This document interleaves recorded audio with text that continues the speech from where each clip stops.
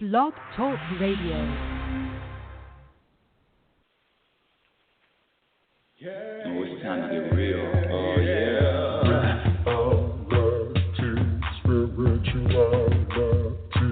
It's the new experience. Reality, spirituality.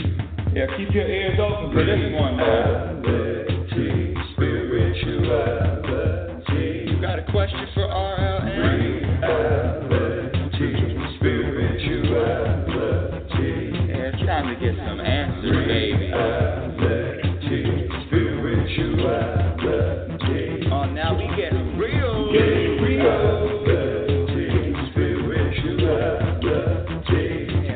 Get down, reality, spirituality. Yeah, you gonna feel good now, real good. Now, that's what I'm talking about.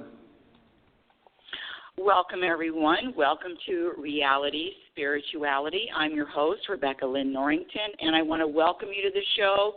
Thank you for listening. Thank you for your emails. Thank you for the comments.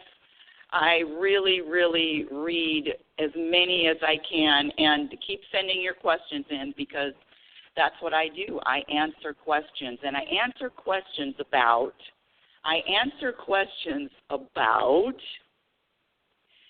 how to experience more happiness, more peace in our everyday life.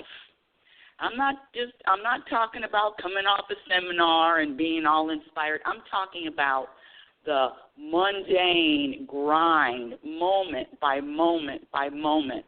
I say I'm a happiness specialist, and there's a reason for that. When I was younger, I wanted two things. I wanted to live to my potential, and I wanted to be happy. And whenever you put the question out there, you're going to get an answer. Ask and you will get an answer. And so I was looking for this happiness from a teenager, looking to feel happy and looking to feel happy in every moment, looking to feel good. How many of you out there, and the number here to call in is area code 646-564-9619. Again, area code 646-564-9619. We have a few people in the queue, and if you want to speak with me live, just press number 1. And I'll get to your calls in just a minute, but I have to set this up because I remember thinking, I don't know about you, but I remember thinking, well, when I get married, or I'll be happy. Or when I travel to A, B, and C. Oh, I know when I go to Switzerland, now that's the ultimate, I'll be happy. And not to mention the house or the job or the relationship. And Pete, my dear audience, let me tell you something. This finding peace and finding happiness when life throws at you a tornado and a storm, and that's what this life is. It's an active roller coaster. Sometimes things happen, yay, this is great. And sometimes your favorite team loses in the Super Bowl. And so the real issue is what's great about what I teach and what I share is that the person in the mirror, you, my dear audience, you have so much power. You have so much, you have the ability to make choices in every moment. And so what I do is I share all of the things that subtract from happiness, all of the behaviors that subtract from happiness, and then I share the behaviors that add to happiness. Now, last week I went on a 4-day trip. If you listen to the show, I've moved out of California, and I'm living in Oregon. And now, last week I had to take a trip back to California. And it was Northern California. It was San Francisco, Oakland area. And I was, I had a doctor's appointment. I had a small speaking engagement. And I hadn't been back to California in 4 months.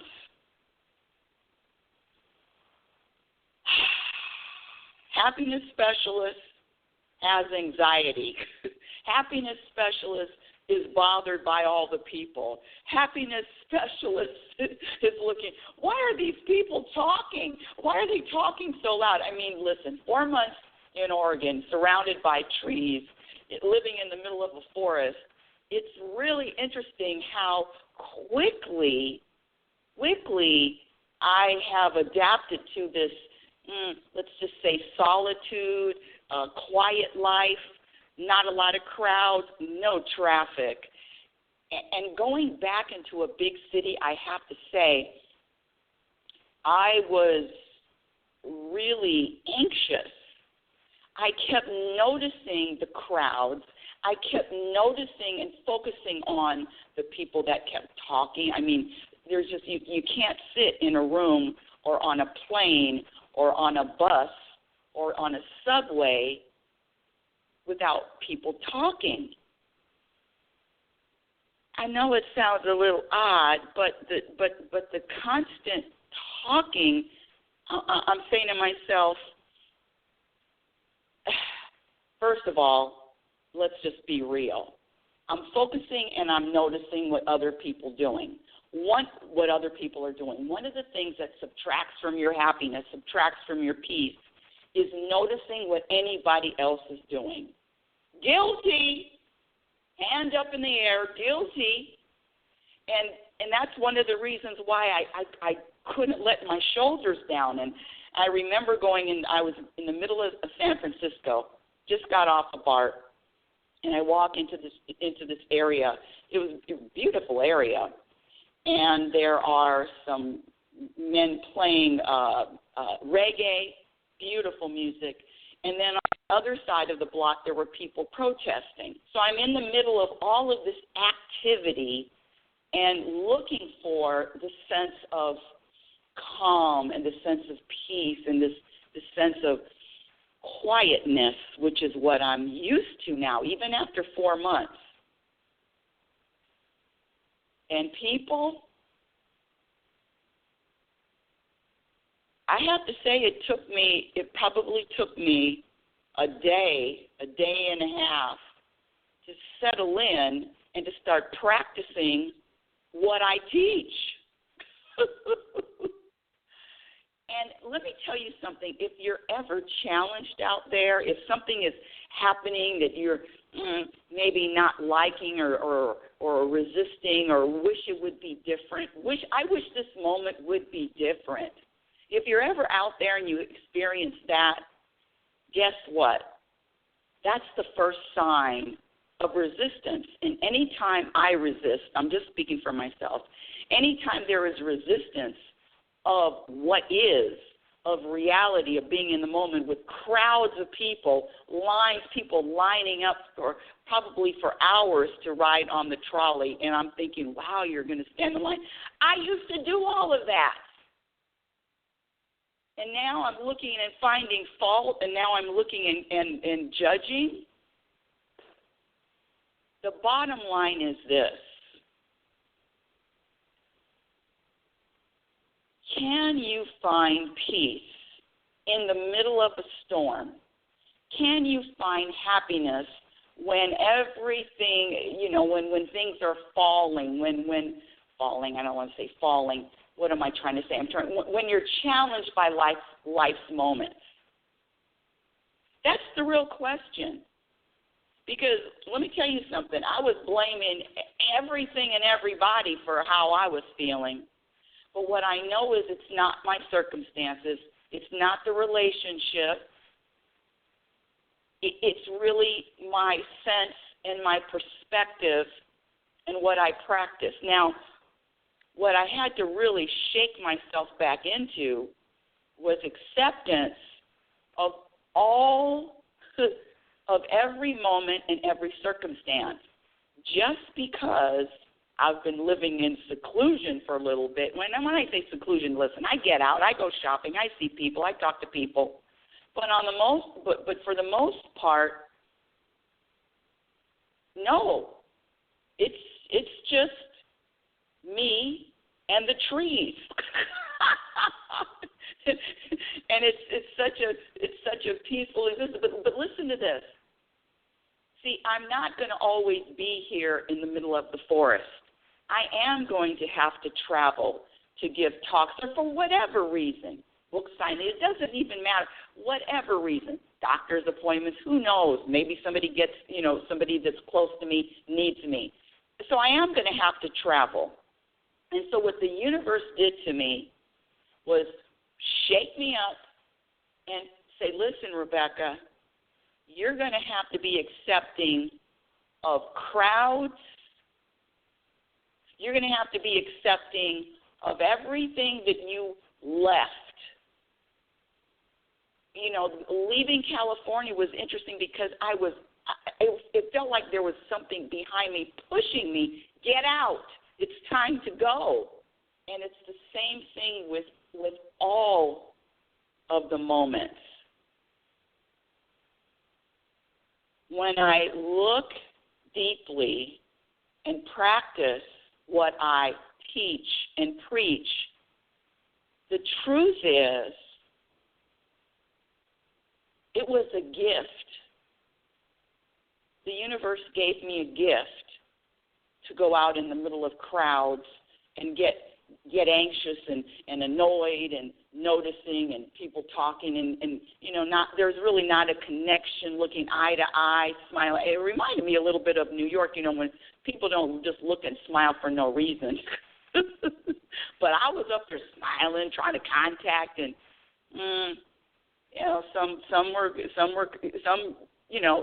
there was some connection, and then there were people that just totally ignored me, which is interesting. But it's an acceptance of it's the universe is getting me. It's like preparing for a prize fight or for a game or anything physical. You have to get prepared. It's the same thing in this life. If there's something happening that you rather it not happen, you rather something else, then guess what? Look at it as you're being prepared for ... You don't need to know what. You don't need to know what it is or why it is, but know that the universe has your back. I say universe, some people say God, some people say higher power, spirit. Doesn't matter. Know that whatever is happening is for your betterment and for your growth, period. It really is. And when I practice that, and I do, I was able to, on that second day in the afternoon around 2:30, drop my shoulders and accept that everywhere I go, and listen to this. I didn't have phone service where I was staying. For some reason, the universe stripped me of that, so I would have to get out and walk maybe a block to get phone service. And then when I was out on the street on the sidewalk, talking on the phone, people kept walking by, walking the dog. I mean, there was no, I couldn't find any place to be alone. That's my point. I couldn't find any place to be alone other than in the room. No place. And it was, I don't know how it sounds, but it was torture for a while. It was really torture for me. I can't be alone. I just need some quiet. And the reality is I needed to accept. I needed to stay out of other people's business. I needed to focus on my inner peace. It always comes back to us. It always comes back to us. That's the good news. Let me go to the queue. I have people waiting, and I'm going to, let's see, first person, area code 412. You're live on Reality Spirituality. What's your first name? Good morning. This is Mandy. Thank you for having me. Hi, Mandy. Good morning. Hi. What's up? Are you taking open questions this afternoon? Yes, I am. This afternoon. Okay, great. Glad to hear. I was wondering any clarity that you could shed on the overall situation with my son Christian's father. If you need me to be more specific, that's fine. I can be. Yes, I do. Okay, as far as the next time we would have communication with him. Okay, so you kind of went out just a little bit. So you're talking Sorry. about clarification for your son or your ex-husband? It's my son's father. His name is Chad, and there's no communication now, so I was just looking to see when you could pick up on the next form of communication from him. Okay, I understand what you're asking. So you would like to be able to speak with Chad? Yes. And now one of the, I don't know if you've listened to the show before, but one of the things that I do is I not only, I get really specific, and sometimes people like the answers and sometimes they don't. So right, naturally. This is like That's I'm a first time listener. Okay, good, perfect. So you're open. I get a lot of people getting mad at me, but that's all right. So my question to you, so I'm going to ask you a few questions. How old is do you have just one child? Him and I just have one child together. I have a 12-year-old to somebody else, and he has a 12-year-old to somebody else, ironically. Okay. So our baby is 15 months old today. That's what I'm calling. He's the baby. His name is Christian, and he's 15 months today. Oh, my. Wow. Mm-hmm. That's exciting. And so you're wanting to have contact with Chad, and the reason why you don't have contact with Chad is?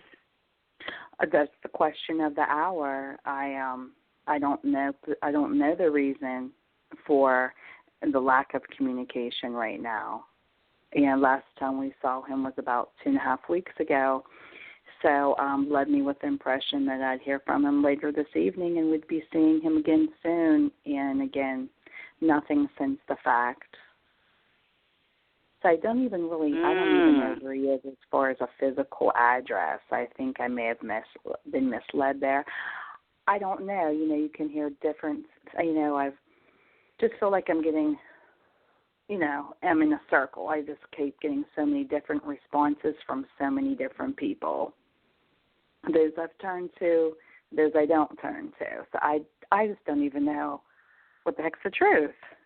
That's why I said clarity on the subject of whatever came in that they felt more important. I'm here. Okay, I'm listening, and I'm feeling you. I'm just getting a sense of you, and I'm feeling you. I'm chilling up just a little bit. Right, now, just for my own, just because so your son with Chad is the 15-month-old or the older one? Yeah, no. He's the 15-month-old Christian, and when we saw him 2.5 weeks ago, it was the first time we saw him for many months because he was in a situation that he couldn't be here in the flesh, and that's why it's so hurtful. We were finally able to see him, and that obviously brought up a lot of emotions and things that were suppressed that couldn't be dealt with.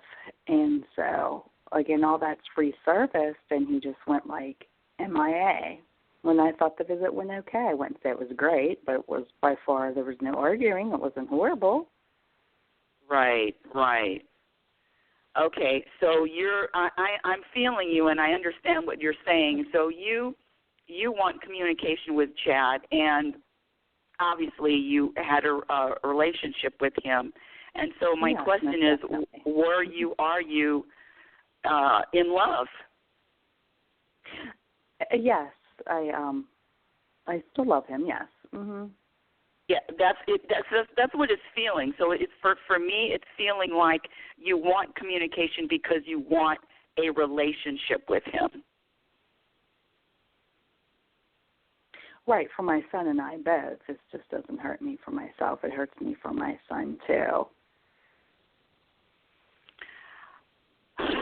Well, let me say this.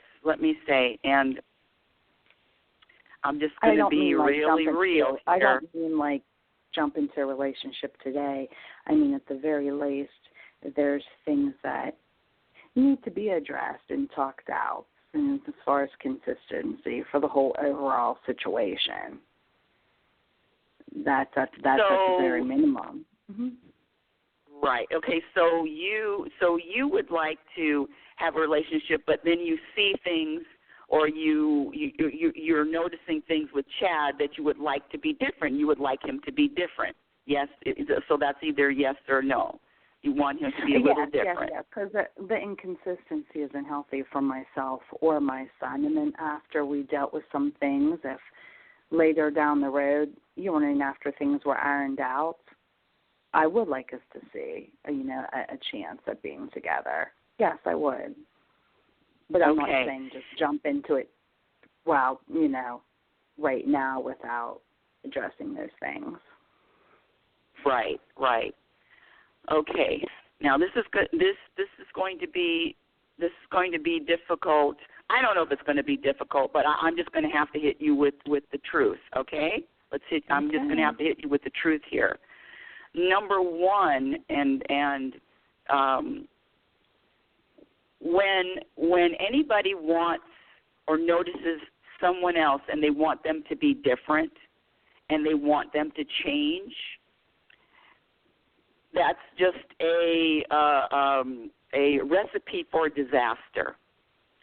Right. The problem with this is let me just not say a problem because nothing is a problem, but the thing with this is you have a beautiful child, and the child, you've had this relationship with this man.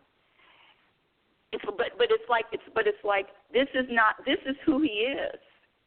He is a guy that cannot be relied on. He is a person that you cannot depend on. In and out. That's who he is. It's like an elephant having a relationship with a fish. See, you want a relationship with somebody with your similar wants and needs, but it's not this guy. It's not Chad. It's just not. It's not him. And then, because if it was, he would be doing something different. So, and I understand. Trust me, my heart. I'm coming to you from my heart, even though it sounds a little bit, strong. But wanting a relationship for a child with somebody that is in and out is in and out. It's still going to be inconsistent. Well, yeah, that's why I had said maybe you took me a little bit wrong there. That's part of the things that need to be addressed, not only for me romantically, not only I don't like the inconsistency, but even being outside of a relationship, I can't have the inconsistency for my child because that isn't healthy. And again, so that, like I said, that was one of the main focuses of things that need to be addressed. You either have to be consistent or you have to stay away altogether. That's just my opinion. I don't. And I would never want to rekindle anything just because of a child. No, I don't believe in that. There's still feelings there. So I have a question for you, and this is a very difficult question. So can Chad be in your son's life, but on his terms? Can he be in your son's? I mean, would you accept him welcome him in your son's life on his terms? And he has relationships with maybe 3 other women, but he still wants to be a father and he wants to see Chad once in a while on his terms. Is that acceptable? Not the part about seeing the child once in a while. My child deserves more than that, ma'am. He deserves to be a priority and have a father that is consistent versus playing with his head in and out, and it'll be worse the older that he gets. He deserves stability in a healthy relationship, not, somebody to come through, whatever it may be, and then not know when you're going to see him again. No, my love for my child, he deserves more than that, without a doubt. Okay, so let me. I've let him come whenever he showed up, and that's what needs to stop, the inconsistency, because that's lying to me and lying to the child.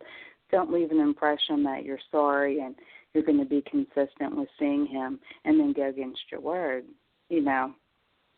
This child's not going to trust him or believe any word he said, as he continues to grow. Okay. Well, let me say this. This child is going to have the same feelings for his father that you do. And right now you're not, you actually want to, you think that you know what's best for your child. You think you know what's best. But let me step out. Let me step out for a minute. Let me just give you a hypothetical. And I usually just don't do that, but let me give you a hypothetical. See, one of the reasons that parents, and I'm not talking about you. I had a son too. Parents screw up their children. Is having the child believe exactly what they believe. Now, I'm not is trying there to do that, and I didn't call in for an opinion. If I want an opinion, I could get an opinion from my neighbor. But I'm his mother, okay, and I've been his sole provider since birth. The other party hasn't. Both my sons are very intelligent, and they will form their own opinion on how they are treated in life by whomever individual, including their father. But a true father, I had a good dad who's passed away, isn't a, quote, dad at their convenience. And yes, however, I can feel you, and I know that you're not really open I would never to. teach my children it's okay not to be a priority to your father. Absolutely not. They're my gifts from God. He should be number one to his father. He should be his main priority. They're top of his priority list at the very least. So yes, that would upset me and does to see that he's not. Because those that I love, I want them to believe in themselves and have respect for yourself and and how you're treated by another person.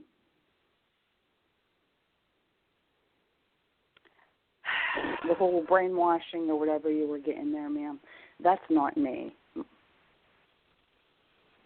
I'm not saying another party. I understand what you're saying, but wanting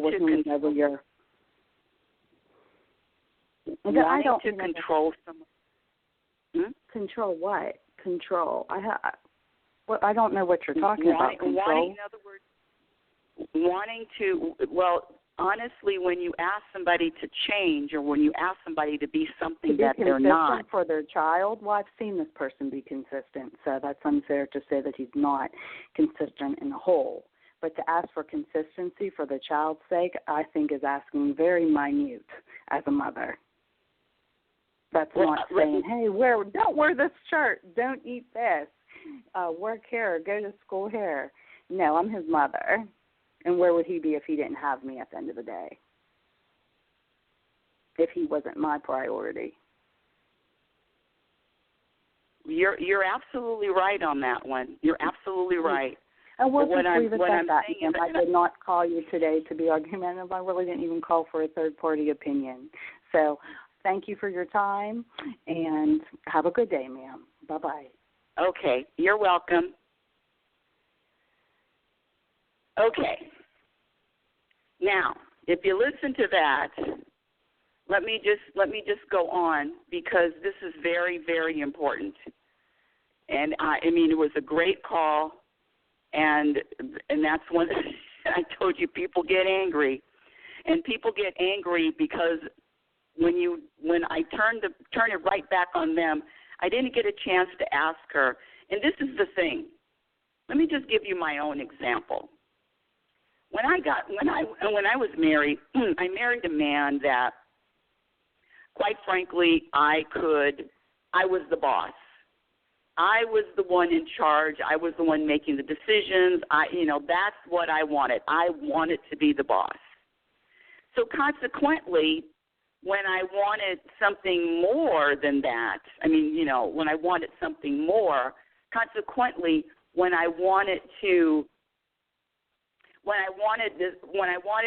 my ex-husband to step up, be more of a leader, be in charge, it's not who he is. But you don't know how many years I tried to get this wonderful, because he is a great guy, wonderful young man, a.k.a. ex-husband, to be different. And accepting somebody's differences, wanting something from somebody, wanting them to change, you are the one that can change. You are the one that needs change. Pointing your finger at anybody else and then using the child and I want it for my child, when in reality, you are the one that picked this person that you're not compatible with. If you wanted to be honest, if I wanted to be honest, I remember before I even got married, I remember saying, well, I remember going through the pros and cons, and I said, well, the pros outweigh the cons. I remember saying that to myself because there was a couple things I said, I don't like this. I said, but all the other things, the guy was loving, the guy was accepting, he was my biggest fan. And so I said, hey, let's get married. But what happened was after all the years, the cons start coming out, and now I want you to change. Now I want you to be different. Now I want you to be what I want you to be. And quite frankly, the arrogance and the nerve of me wanting anybody else to be different, so quote unquote, I would feel good, I would be different. I wanted to feel good. I know if you do A, B, and C, you jump through these hoops, do A, B, and C, I'm going to feel better. That doesn't even make sense. Listen, that's how we were taught to be in relationships.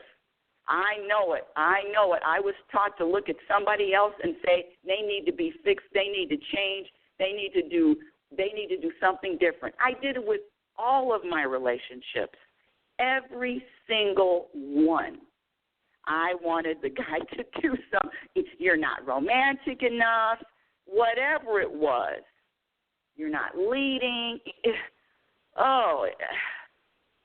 Wanting the change in someone else. That is a recipe for disaster. That is a recipe, and I guarantee that is not going to sustain. When you build your foundation or you build a relationship with strings attached, that's what I call it, love with strings attached, wanting the person to follow A, B, C, D, or else I'm not going to love you. It's prevalent in the world. It's what 98% of the population does, finds fault with the other person. And my advice would have been this.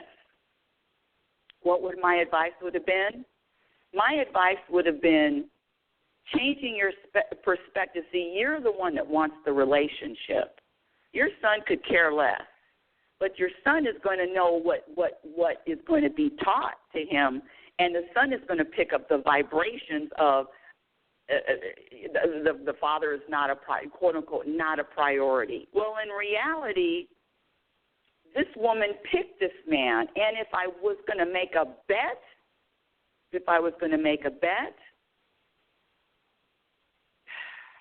that everybody picks and everybody knows that, oh, I like them, but maybe I can get them to change this one particular part.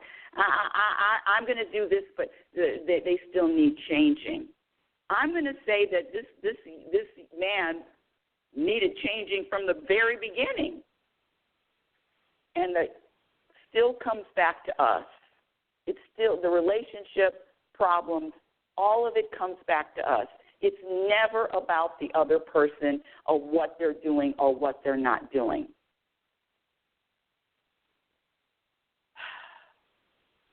And I got to say this thing about loving your child,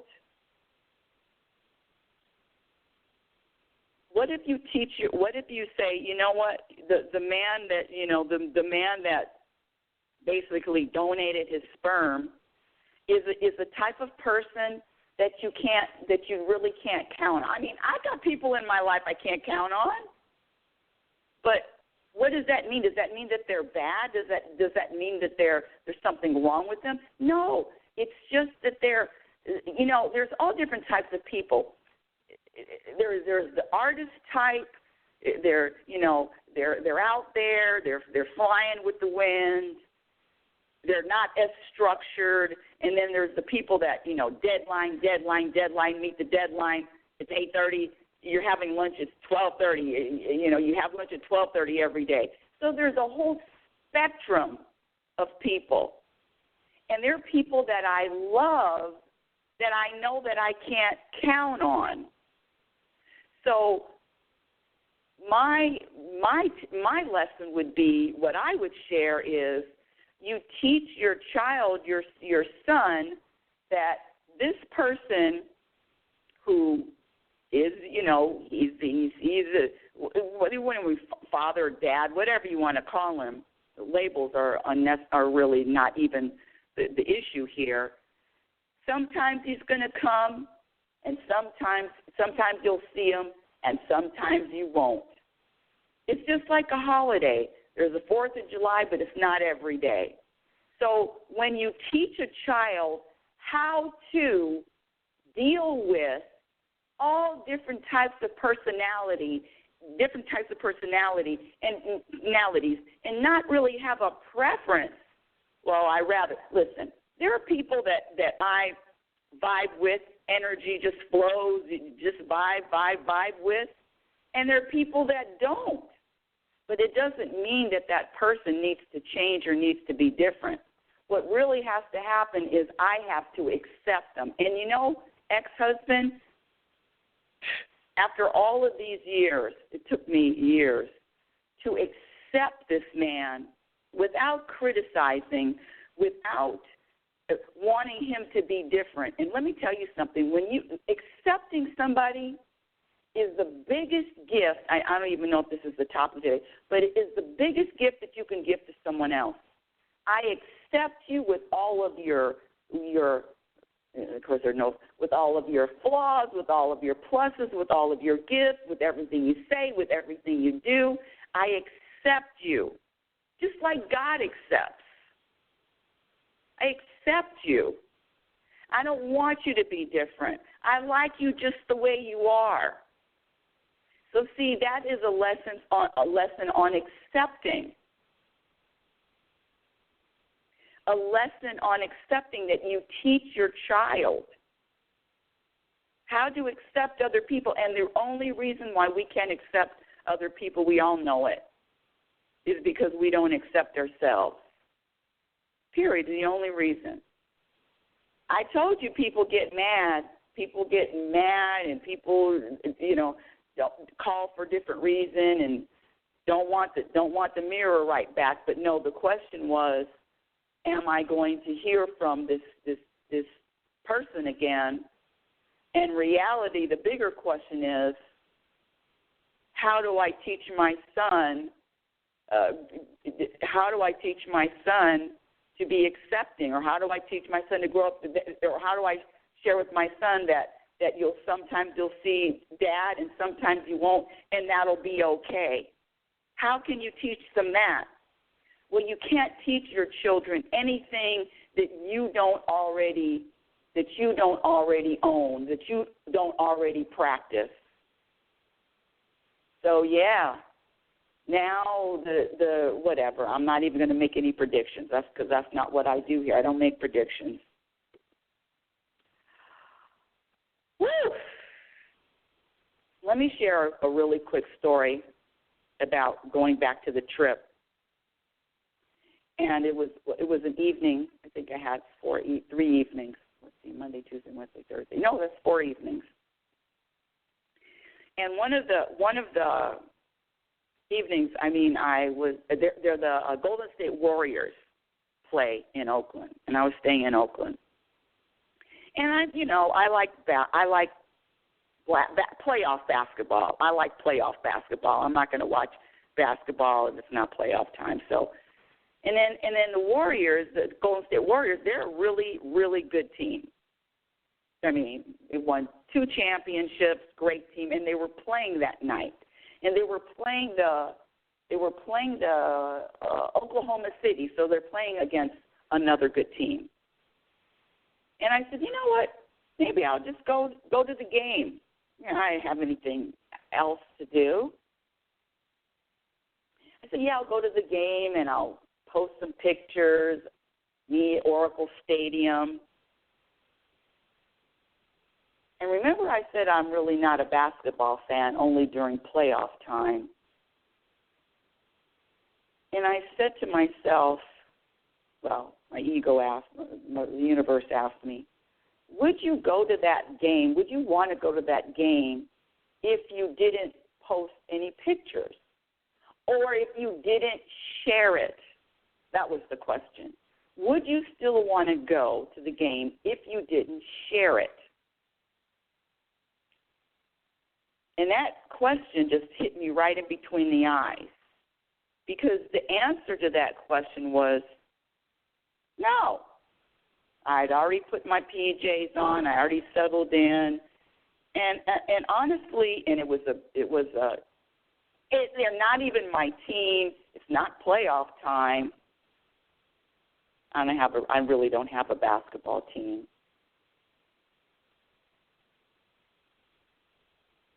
And the answer was no, which brought up a lot of other stuff about, trips, sharing where I went on a trip. This ego is tricky. And it's always there for me, it's always there. And when I choose to do something based on my ego,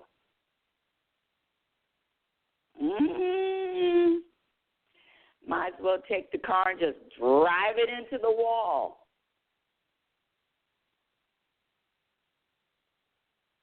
The ego has a voice,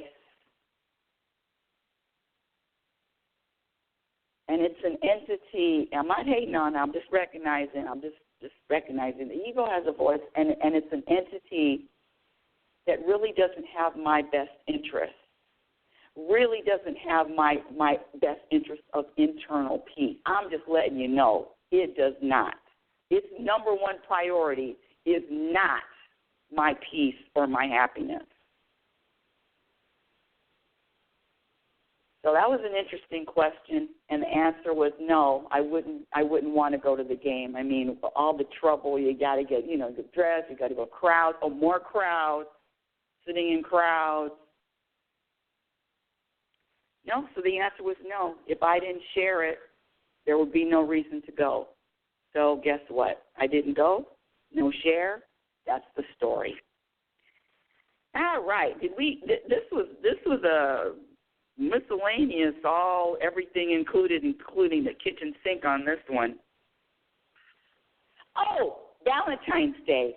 Let me just say this. One of the things that, and this is for all you couples out there, all you loved ones out there, all you couples. What if your partner, your husband, your wife, your boyfriend, your girlfriend didn't forgot Valentine's Day. Are you holding a holiday hostage? I'm talking to you girls, and guys too. Are you holding your loved one hostage?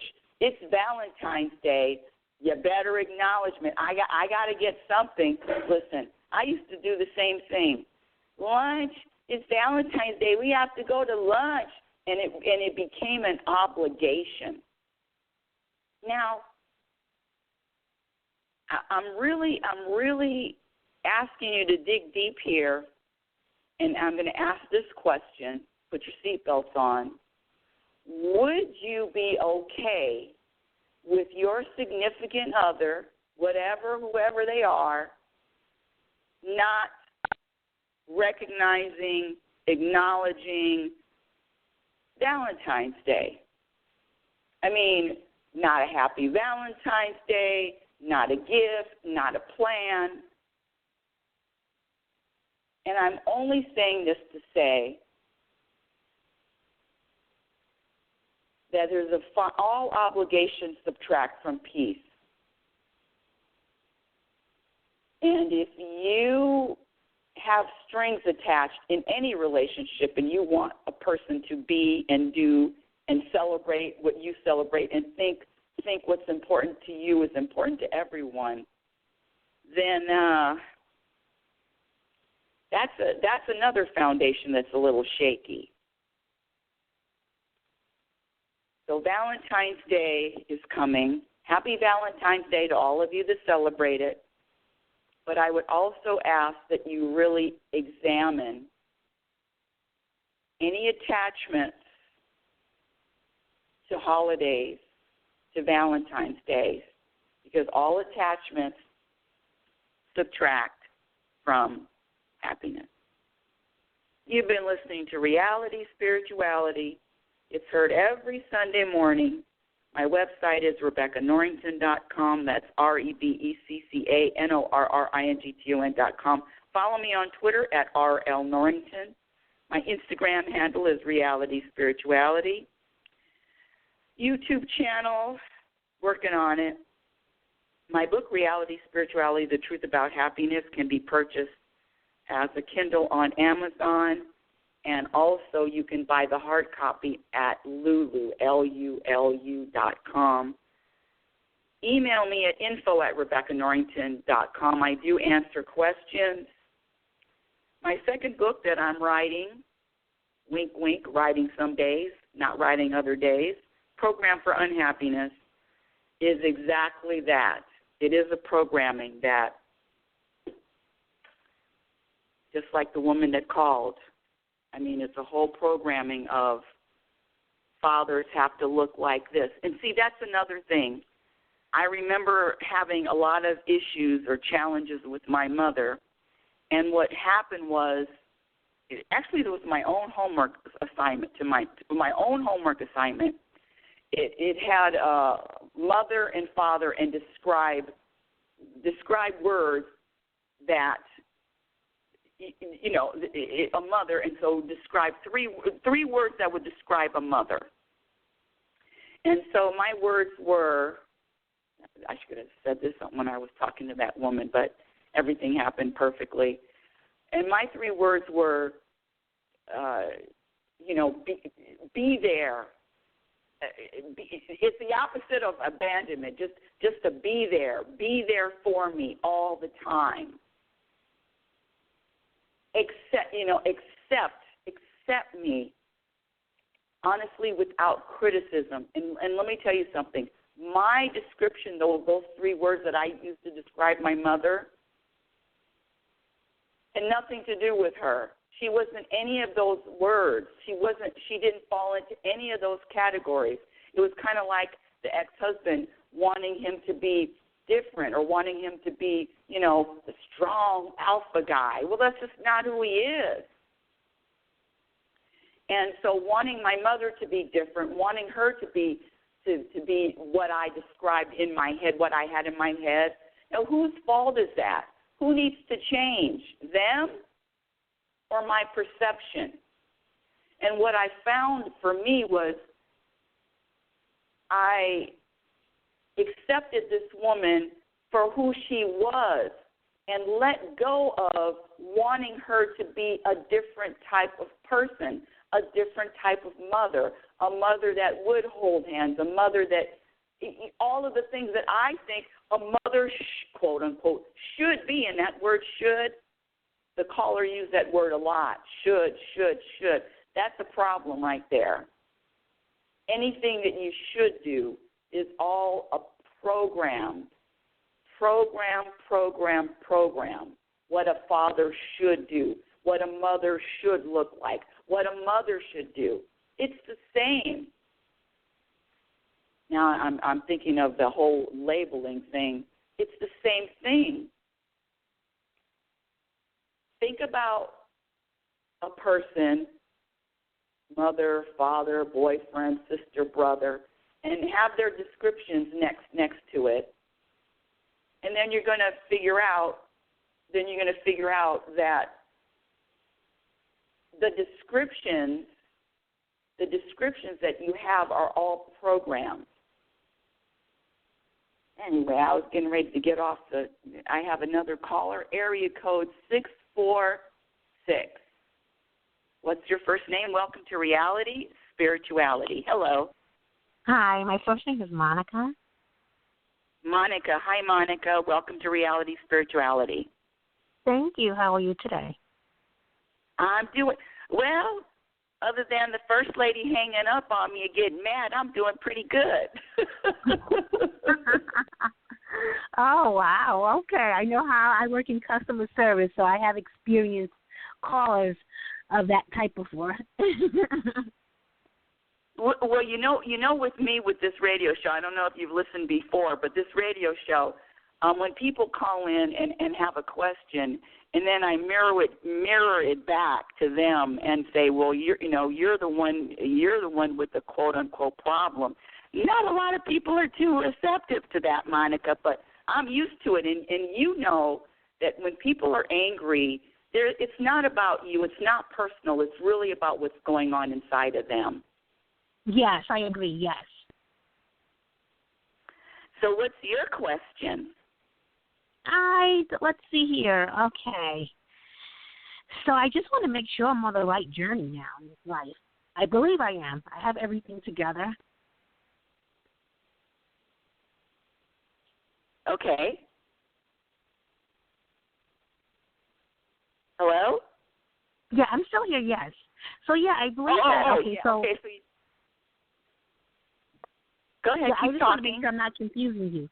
Yeah, I don't want to confuse you. Yeah, so I'm just, I guess my question is, it's in regards to my journey of to reach happiness. I don't know if you give tips on how to stay focused in the present and pursue dreams and just go for your goal.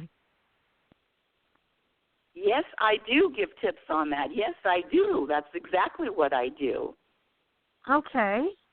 So let me start off by saying this. I have a question for you, my dear Monica. And what if so you have goals? Give me a couple of your goals. Give me a couple of the goals in your life. So my goals are to stop procrastinating. Just go ahead and do it. That's it. Don't even think about it. Just do it. One of my goals is to become a good public speaker. So I know it requires practicing every day, but sometimes I kind of, due to work commitments, I don't get a chance to practice every day. So I have a bad habit of I'll get kind of stuck, and it kind of takes me I get stuck instead of this starting over and just moving forward. Ooh, this is some good stuff, Monica. This is some good stuff. And so, did you use the word procrastination? Yes, I did. Okay. Well, let me just start with this, because we're gonna break this whole thing wide open, and I'm getting chills now. That word procrastination is a man-made word, And it's a word because I used to always say it about myself, and it was a word that made me feel bad about me. Are we on the same page? Yes. Yeah. So I would always feel bad about me because I didn't do this, I didn't follow through. I started something and I stopped, and then if I kept going, I would be at a certain place. I mean, it's always a broken record of more reasons to feel bad about me. Yes, yes. Okay, so let's really get into it. Now I'm getting chills. Yeah, because you're feeling me. Now, yes. one lady, this was probably about 15 years ago, and I'll never forget it. And I said, I'm a procrastinator, describing myself. In fact, well, I'll ask you that later, but it's because I wanted you to describe all of your quote-unquote. Let's do that now. Give me all of your quote-unquote bad habits, my dear Monica. Just give me maybe three more. Starting something, not getting finished. Starting something and still focus on the same subject. Starting something and just not moving ahead. Just putting anything and everything before my work. Ooh, so you sound like it. And see, this call is not only going to be helpful for, well, I don't know if it's going to be helpful for you, but for you and for everybody else. You're talking about, listen, you're talking about programs to feel bad about self. And let me say this. So this one woman told me 15 years ago, she said there's no such thing as somebody that procrastinates. She says all it is you're just not inspired. Okay, yes. That's what it is. Yes. And let me say this. There are some people, myself included, that I'll have some interest in it. I'll have an interest in it maybe for a week. I might have an interest in it for a day, and then I don't have any interest. But see, the key is the ego, that talk is, oh, there you go again, starting something and not finishing. I mean, you just don't know. I have the second book, Program for Unhappiness, that I'm writing, except for I'm not writing it, get it? Because I haven't been inspired to. I mean, I have some of it finished, but, yeah, but see, the key is to get rid of this critical, not to get rid of it, but to recognize which voice is speaking to you. Okay. And anytime you're being critical of self, you know that's not universal. You know that's not God. You know that's not a higher power. It's the ego. And the ego, listen, I'm not saying that, no hate on me. Yes. I'm just telling you what the ego's job is. Okay. You ready for the ego's job? Let me tell you something. Sure. Because this is something I had to really get. The ego's job is to make you feel bad about you for as long as possible. So, I agree, yes. So that voice that you hear, now let's say this. Now, the ego does have a job. Now, the ego's there for a reason. I mean, as far as I'm concerned, I walk out, I'm not wearing paisley with plaids. I walk out and my hair is combed and my teeth are brushed. Thank you, ego. Thank you for keeping me. I mean, it does have a purpose. But that other purpose is to make you feel like crap about self. And let me tell you a little story, and comes from the program. What it does. And that's exactly what it does. Yes. Yes. And let me tell you this, and it never takes a break, and it never goes on vacation. Yeah, I agree. Yes. I agree. Yes. So know that it is that voice. And let me tell you what happened to me. This was years ago. And I was raised in a family where you have to be productive. You have to do something. And I remember it was a Friday, Saturday, Sunday, and one weekend. I didn't do anything productive, nothing. And I felt like crap about myself on Monday. Oh, God, you just sat around and watched TV and didn't do shit? You didn't do anything? Yes, and that's exactly what that negative voice, that's the voice that comes out. Yes. Now let me tell you. So the universe said to me, I said, well, I feel bad. They said, well, we want you to get to a place, listen to this, Monica, get to a place where you practice doing nothing, but you don't give any power to that voice that, gee, you're a loser.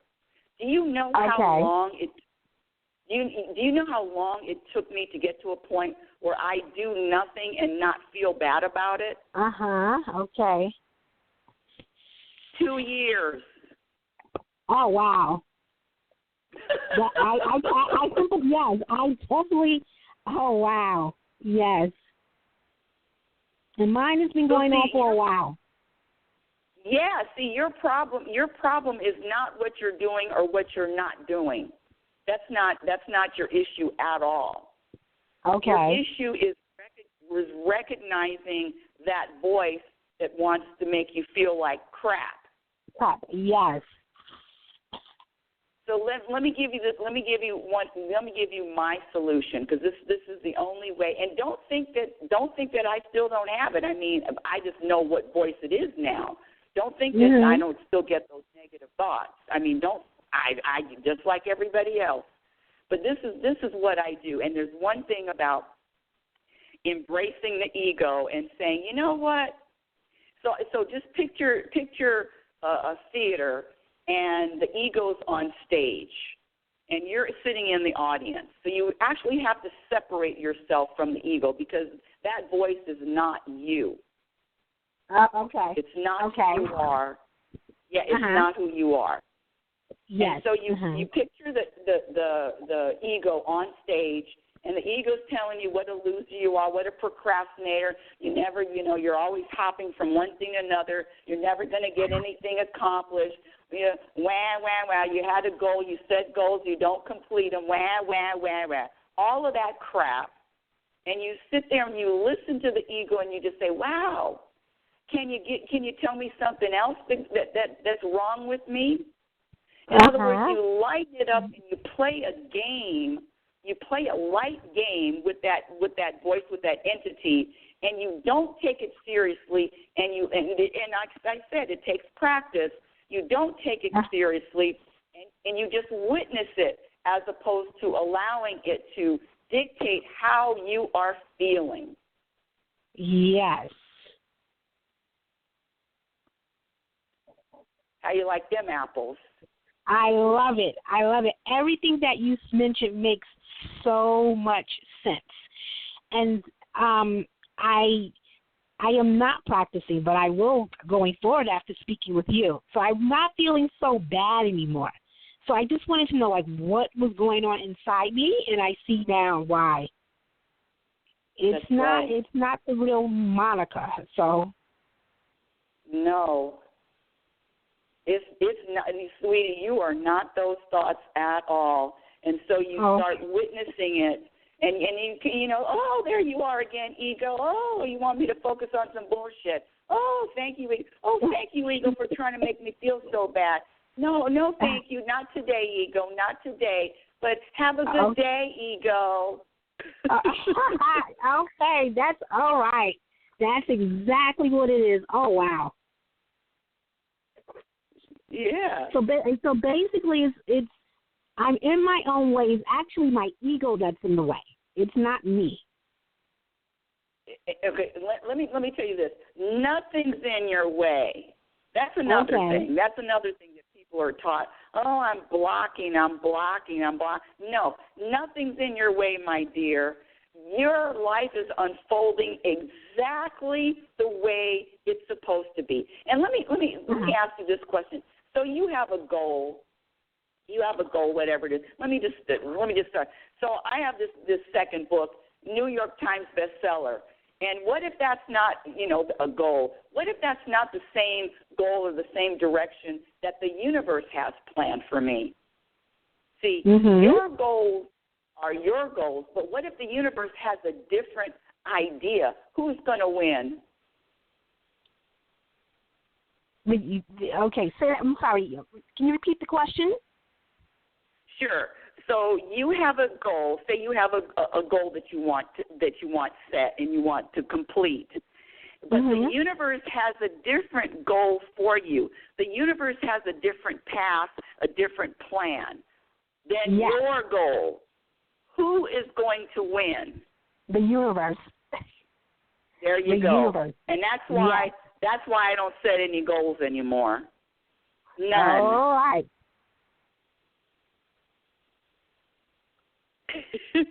I don't set any goals other than wanting to be more conscious or wanting to live in the present moment more. Those are my goals. But any man-made goals, no, I don't. It's too much work. You know what? You are right. I see. Okay, you are so right. What? Do I have a new fan? Yes, you do have a new fan. I will be calling your show. Are you on every week at this time? I am on. I'm on every Sunday, and I actually was ending the show, and then you called and I said, "Listen, you know me. I'm gonna stay on for any of my callers." So I don't know what time zone you're in. I'm in Pacific time zone, so the show usually starts at 9 a.m. Pacific time. Oh, okay. I'm in New York. I'm on, Central Standard Eastern. I'm on Eastern Standard Time. So right now it's 1 p.m. You're 3 hours different. So my 9 o'clock is your noon time. All right. And my son lives in New York. Oh, really? Okay. Yeah. So I really, I really appreciate your calling, and what I really appreciate is you being open to hearing a different perspective. Oh, yes. Now, yeah. Oh, wow. I never thought, wow. It just changed my whole perspective right now of how I'm going to move forward. So I'm kind of ready to get started. Good for you, sweetie. Good for you. And relax and enjoy the journey, because it really is about the journey. It's not about any accomplishments. It's about the journey and what we all practice in every moment. Okay. I got it now. Go out there and don't do anything. Trust me, I'm not. No, it's too much work. It's too much work.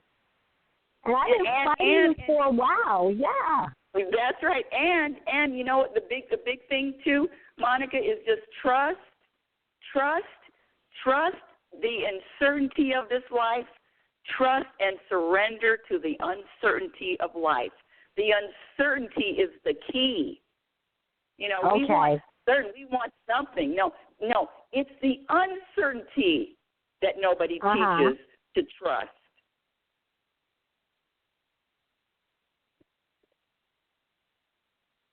Yes. You with me? I'm with you to 100%. Yes. Okay, sweetie. Woo, what a great! You just made me my whole morning and made me smile and all that stuff. I just love that you get it and you could feel it, because I could feel my body chilling up. So yes. Well, anytime, Monica. Anytime, every Sunday. Okay, I will give you a call soon to let you know how I'm doing, because I just see things. I'm actually going to take your tips and follow those steps that you provided and just move forward. I love it. And you call me anytime with even the smallest questions. Anytime. That's why I'm here. All right. Awesome. Thank you so much. You're welcome. Have a great day. Okay. Have a good Sunday. Okay. Thank you. Bye-bye. Bye. And people that see That's what I'm talking about. Everyday life. Everyday life, and really to realize what is the programming, what were you taught, because I'm telling you, the programming is keeping everyone miserable. The programming and believing that I have to or I should. And let me. There was one more thing that I wanted to say, Monica, and I know she's listening. One more thing. You know, there are some people, especially people that are more artistic, more artsy people, that they start and they stop, they start and they stop, and they start and they stop, and they start and they stop. And that's part of, and I mean, that's what they do, and that's who they are. And can we embrace that? Can we rejoice for that? Can we say, wow, what a great way to be? See, what a great way to be a starter and a stopper. Most people, not most people, some people have to start something and they have to finish it. Not us. We can start it and we can let it go. See? And it's the differences. It's the differences in this world. And I always say we are as different as our fingerprints. It's the differences in this world that I am learning to appreciate. Because, listen, trust me, I wanted everybody to be just like me. The world would be a better place if they were like me. Can you believe I used to say that?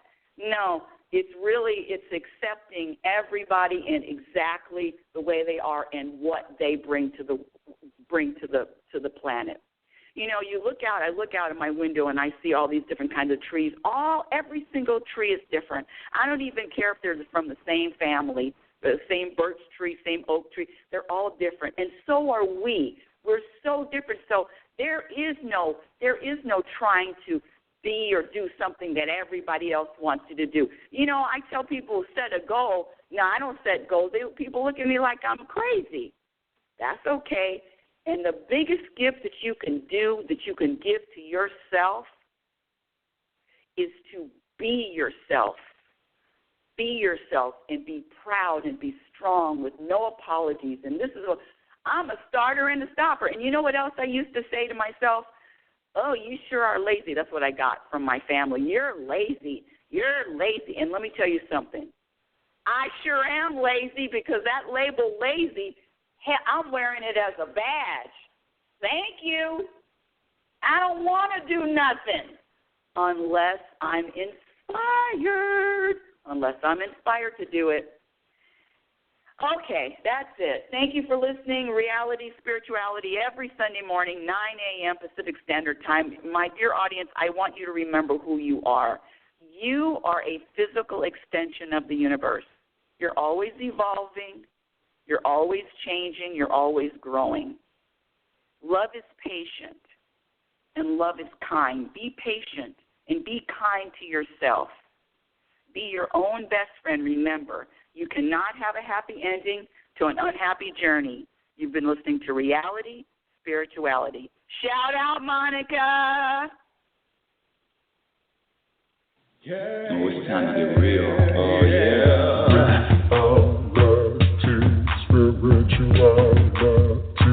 It's the newest experience. Reality Spirituality. Yeah, keep your ears open for this one, man. Reality Spirituality. You got a question for RLN? Reality Spirituality. Yeah, it's time to get some answers, baby. Reality Spirituality. Oh, now we getting real. Getting real. Reality Spirituality. Yeah, it's time to get down. Reality Spirituality. Yeah, you gonna feel good now. Real.